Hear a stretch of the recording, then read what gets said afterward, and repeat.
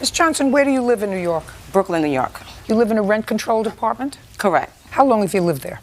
20 years, maybe. And what's your rent? The rent at that moment was $309. I haven't done my new lease. Would you please tell me how much? Don't talk fast now because you want me to get over it.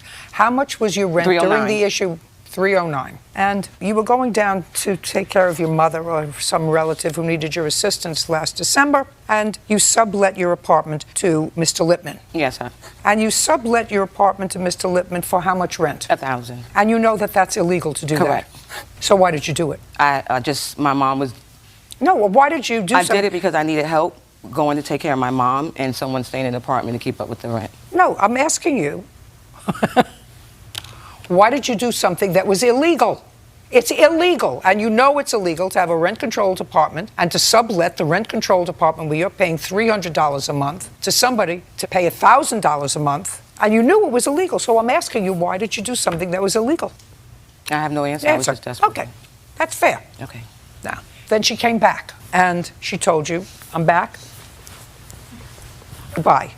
And you didn't go quietly. And so she filed a restraining order against you. Yes, Your Honor. And you're suing her for a whole bunch of things. So first of all, you were there for 10 months? Yes, Your Honor. And did you pay the $1,000 each of the 10 months that you were there? Yes, Your Honor. Okay, so let's do 10 times, make my life easy, 700 equals $7,000. Now, do you have proof that you pay this money every month? Yes, Your Honor. Let me see it.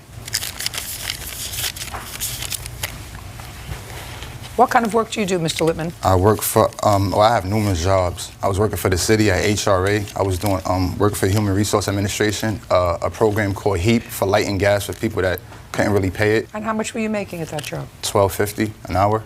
What else did you do? I also worked construction as a helper, and I was making only $13 at the time. Was anybody else living in the apartment with you? Yes, ma'am. How many people? One. Yeah. Yes, ma'am. That's your girlfriend?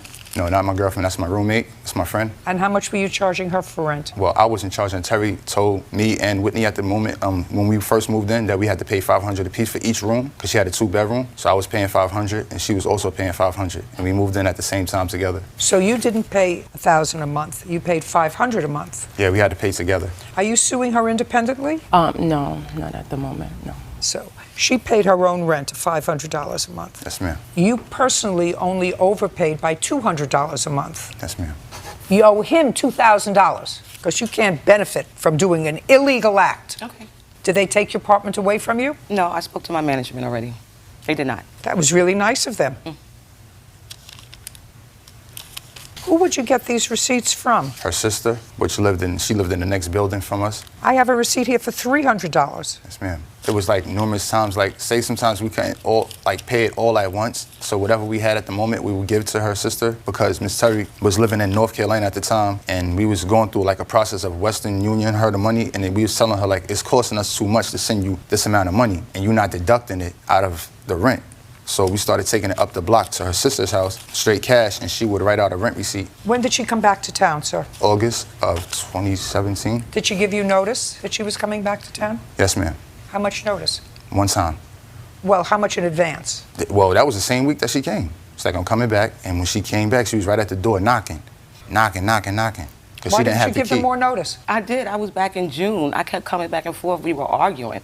It wasn't until September I got in. I had to keep staying at her house, my neighbor's house, so that I could wait for them to let me in my home. You know, I didn't have any way to get inside. So then why didn't you move to evict them? I did. I called.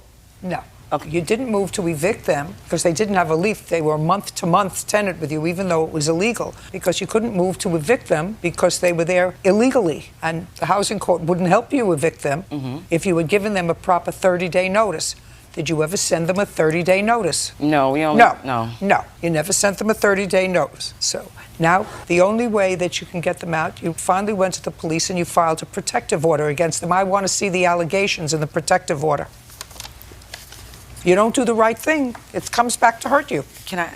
Sure, you can. I didn't do this because to get them out. I offered him a place to stay. I said he could still stay until he found a place. He said okay, but he still wouldn't. He still locked me out. But then it became aggressive, and he started bumping me and telling me where I can go and where I can't go in the apartment. So that was the only reason the police was called, because he became aggressive.